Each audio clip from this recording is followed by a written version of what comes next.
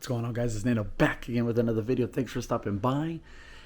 And it's finally here. Like I said, it's finally here. Apple has finally released the M1 silicon chip for the MacBook Air and MacBook Pro. And I've got one. So what we're going to do is we're going to unbox it. We're going to look at it, and then we're going to talk about it. And then I'm going to make some videos about it. It's not going to be a long video. Let me know in the comment section below what you think of it, what you want me to look into, what you want me to review, what you want me to talk about. I know there's tons of videos out right now, but I want this to be a little special video between you and I, you and me and you.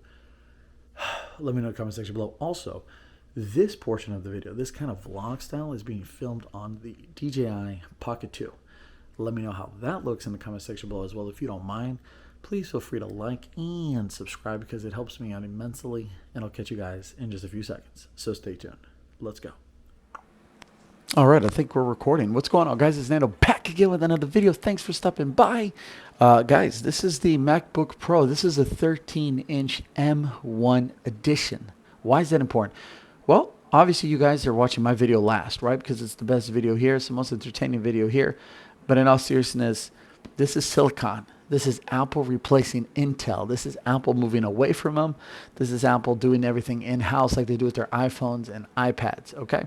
So why is this important? Well, they're moving away from Intel, and this is the first edition. This is the first model. We are the guinea pigs. We are the beta testers, if you will, the ones where we actually have to spend some money to see how this laptop performs. This is the 13-inch MacBook Pro, okay? This comes with 8 gigs of RAM. This is 256 gigabytes of internal storage. All right. All the other kind of specs, you guys can look it up online. This video is going to be quick. This video is going to be easy. My goal is to unbox it, talk to you briefly about it, and then you guys, please let me know in the comment section below if you guys want me to test this or that, answer this or that. I'm going to do my best.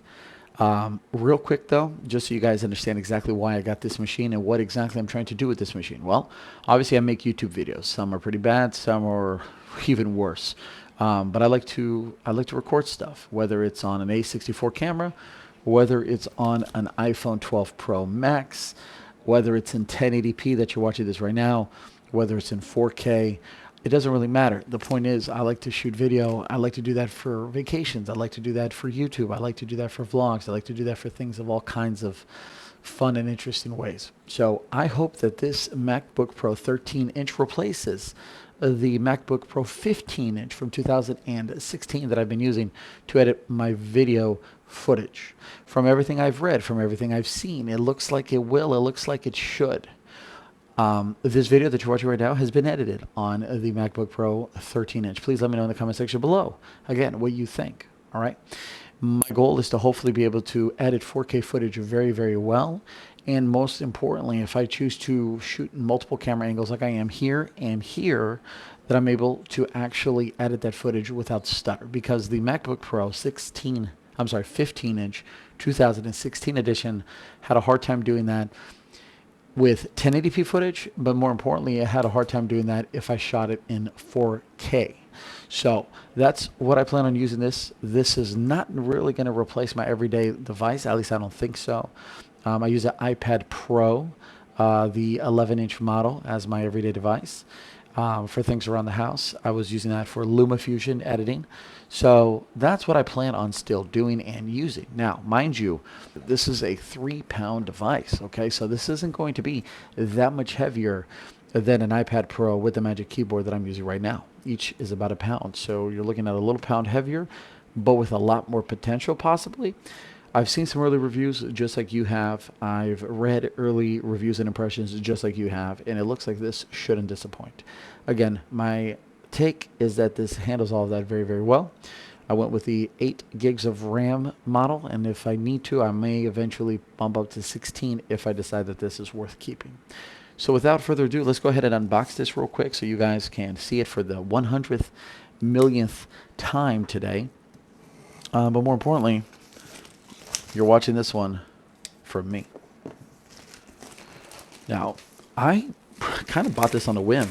I'm also kind of excited about the fact that we'll be able to do iPad and iOS apps on the new Big Sur. It actually smells like it's a new device.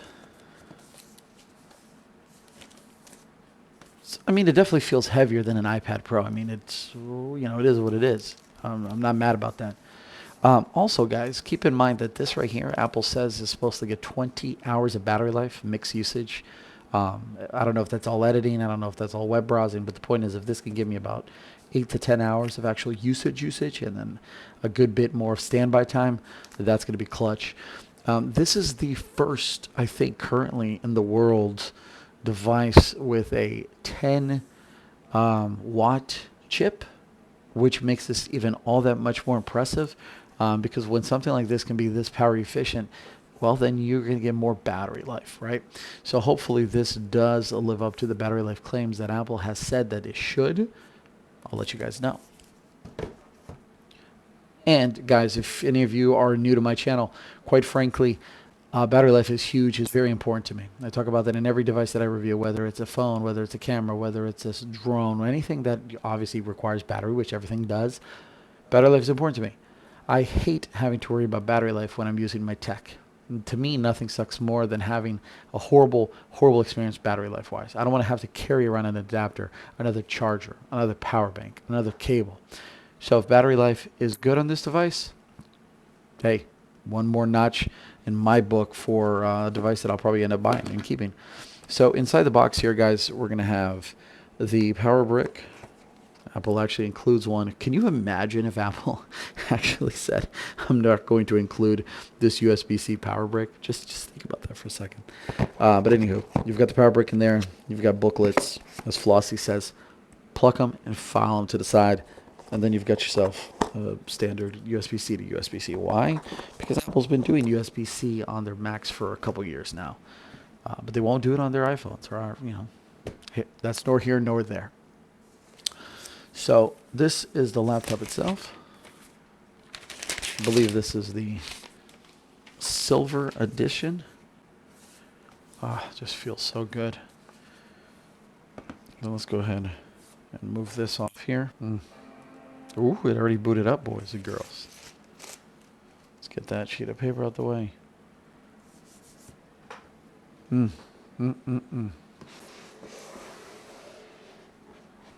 So while that boots up, because again, I'm not going to be doing any actual setting up on camera here today, I just want to again reiterate that I am super excited about what this computer is capable of doing. Imagine only for a second, and I'm sure you guys all have, if Apple truly is able to do what these early reviewers are stating with this M1 chip. Imagine once they slap an M whatever chip on a iMac Pro, you know what I mean? A MacBook Pro 16-inch, so forth and so on. That's what the future right there is all about. So like I said, guys, this is going to be a quick video. Let me know in the comment section below if there's anything in particular that you want me to compare this with. I will be giving you a real life, everyday experience, all right, from someone who uses this to web browse, to edit video, to listen to music, watch YouTube videos, and then more importantly, being able to use this between my iPhone, my iPad Pro, my Apple Watch, and so forth and so on. I'll also be giving you guys reviews, if you will, of Big Sur, because this one is able to actually use one of their biggest features, which is the iOS and iPad app compatibility. I'll catch you guys in the next video. Like always, it was Nando.